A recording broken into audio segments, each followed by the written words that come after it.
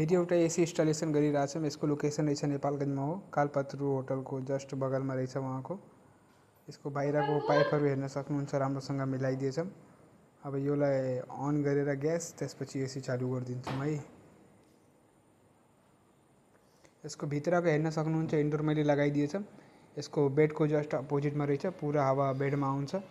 अब कस्टमरले स्विङबाट तलमाथि गर्न मिल्छ, रिमोटबाट माथि पनि राख्न मिल्छ है।